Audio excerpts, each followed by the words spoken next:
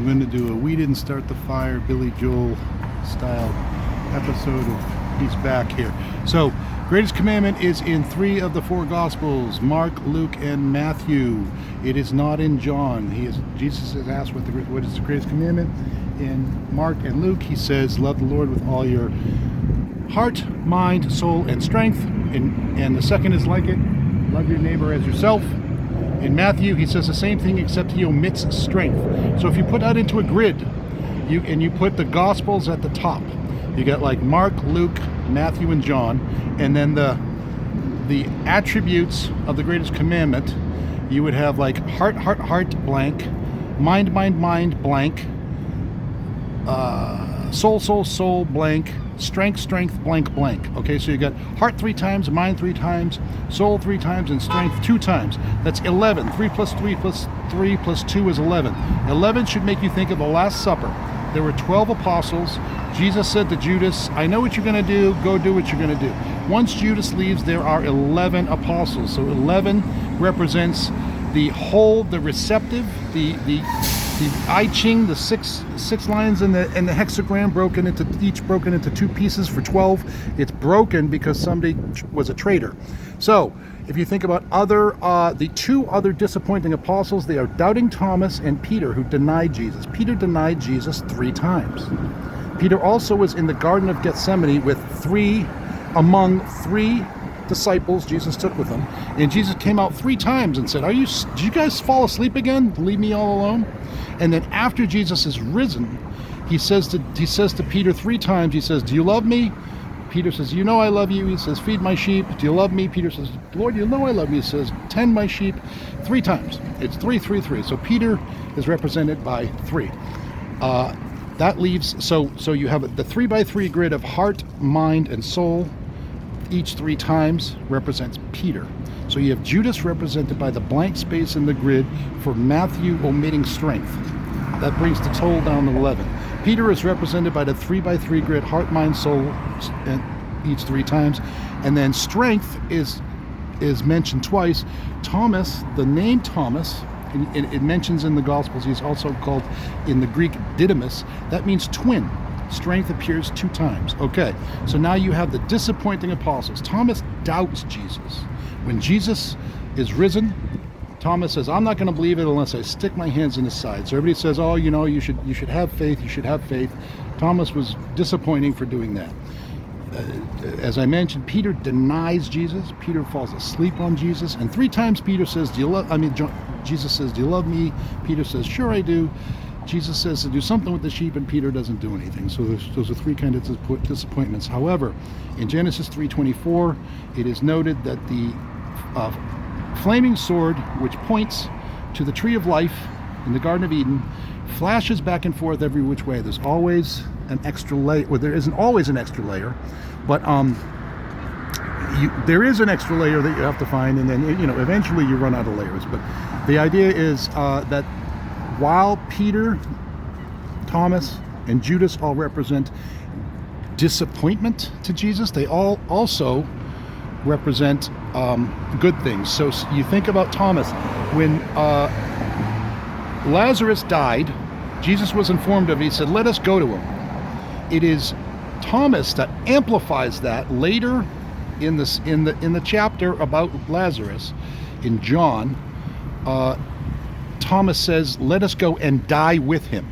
So now you think about Thomas putting his hand in Jesus' side. It becomes less a disappointment, like I'm not going to believe unless I see. It's more about Thomas like actually putting his hand and viscerally feeling like it's an experiment in empathy. It's Thomas like thinking about being pierced by a spear. It's Thomas thinking about it from Jesus' perspective and dying with him. So it is so the doubting Thomas is really empathic Thomas. He's saying, I'm not going to really believe, I'm not going to really understand, I'm not going to really understand what he's gone through unless I either go through it myself and or like at least do the thought experiment of thinking about what it's like. So you can imagine a man thinking about what it's like to be a woman, to be pierced physically. So you would think about that, and that would then help you understand better what they go through. So now you think about Peter. Peter's name was Simon, and Jesus renamed him Peter. Okay, so the name Simon comes up also when Jesus is carrying the cross. He is helped by someone named Simon. So Peter is Simon, and Simon helps Jesus carry the cross. But he does it as if he's like anonymous, as if Jesus is anonymous to him. It's like a Good Samaritan type of thing. And you know, there's maybe an implication that he was kind of compelled to do it by the authorities, whatever. The point being, while Peter was disappointed, he denied Jesus, he fell asleep on Jesus, he didn't tend Jesus' sheep when he asked him.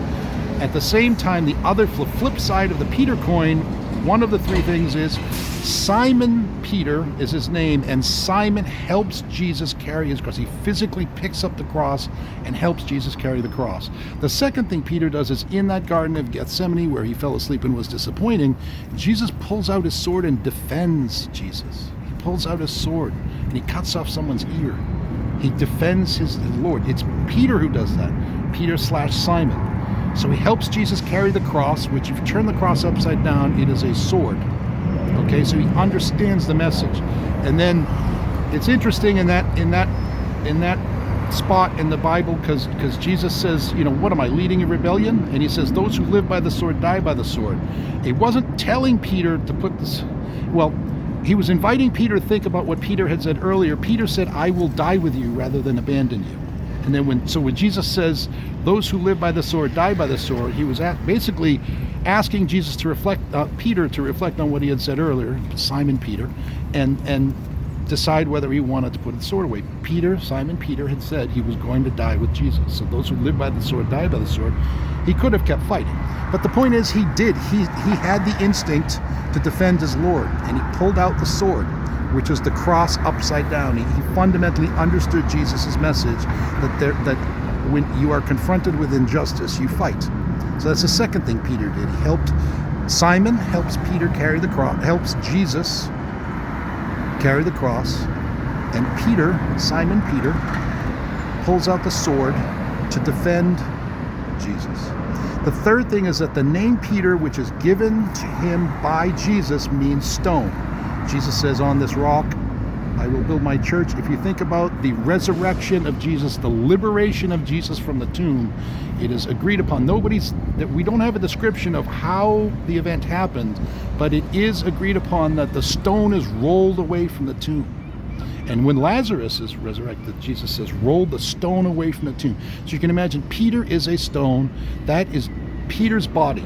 And you think about Simon helping Jesus carry the cross like a stone rolling, like walking along with him. So it's like Simon Peter using his body to liberate Jesus. So he defends Jesus with the sword in the Garden of Gethsemane. Simon helps Jesus carry the cross. And I understand it's not stated that it's the same Simon, but is a man named Simon. You could do the same thing with other names like Mary. And the third thing is he is the stone that rolls away and liberates Jesus. So while you have these disappointing aspects of Peter and Thomas, or they're relayed as if they were disappointed, in fact, the underlying meaning behind them is you have Thomas representing deep empathy, like going to the extent of wanting to feel the inside of his Lord and what he went through, and to think about it, to die with him, as he says when he goes to Lazarus. And you have Peter helping him carry his cross, Peter defending him with the sword, and Peter liberating him by rolling himself away from the tomb. So now you have that empty spot where you had heart, mind, soul, strength. The Matthew strength cell is empty because Matthew doesn't mention strength in the greatest commandment. But if you think about the fact that the Gospel of John is the one that omits the greatest commandment, supposedly. However, Jesus says, love your Lord with all your heart, mind, soul, and strength. And then he says, and the second is like it, love your neighbor as yourself. The Gospel of John begins with, in the beginning was the Word, and the Word was God, and the Word was with God. The Word was with God means the Word was God's neighbor, and the Word was God means that the Word was God. So loving your neighbor as yourself is represented by the very opening of the Gospel of John. It's God and the Word together being the same. So, if you think about what a word is, it is something that you speak. If you think about how Judas betrayed Christ, it is with a kiss with his mouth. What Judas did in the Garden of Gethsemane, while on the one side of the coin it is betrayal, it is also a public acknowledgement. It is actually the opposite of what Peter's denials are. Peter's denials, after Jesus gets captured, 3 people ask him, "Hey, didn't you know that guy?" He says, "I did. I never knew him." "What the hell are you talking about? I don't know him." And then he feels very regretful afterwards. Judas, on the other hand, walks up in front of everybody and kisses Jesus. He says, "This is the guy." Now you can read that correctly as a betrayal. He's identifying him to be murdered. However, why does he do it with a kiss? How things are done matter. I've said this over and over and over again to my teammates, and they still do things that I don't like. Anyway, how things are done matter. He does it with a kiss. He walks up and he publicly acknowledges Jesus in front of all the soldiers and the other disciples. It's in a public garden. He walks right up to him and gives him a big smack on the lips. I don't know, maybe he kisses him on the cheek. Actually, he kisses him on the cheek. Anyway, maybe he smacks him on the lips and they took out the cheek because it was a little too saucy. They put it in his cheek because it was a little too saucy. Whatever happened, he does it with a kiss. So, and a kiss is like speaking. That is the Word. The Word was God, and the Word was with God. If you think about what type of kiss that might represent, it's a French kiss, because you have 2 people kind of sharing a bodily space. So that is a very, very public acknowledgement of Jesus, and it sort of fills out that 12th cell you have the heart, mind, soul, heart, mind, soul. That's Peter. Strength and strength. That's Thomas the twin. That's the flip side of doubting and empathy. And by the way, going on the Thomas thing, doubt is natural, and empathy fixes it. That's one of the lessons behind the Thomas thing. But going back to Judas, while he betrayed Jesus, he also smacked him, gave him a big French kiss in front of everybody. So that's when you can take this type of approach and apply it to other things in the New Testament. I introduced the idea of counting things. I introduced things and grouping things into sets. You had the 3 disappointing apostles and 3 representing Peter. You could notice the recurring pattern with Peter and with the Garden of Gethsemane and the denials, and after the resurrection when he talks about feed my sheep, all those kinds of things. The names mean things. The fact that Thomas means twin, Peter means stone, and what's not said means things.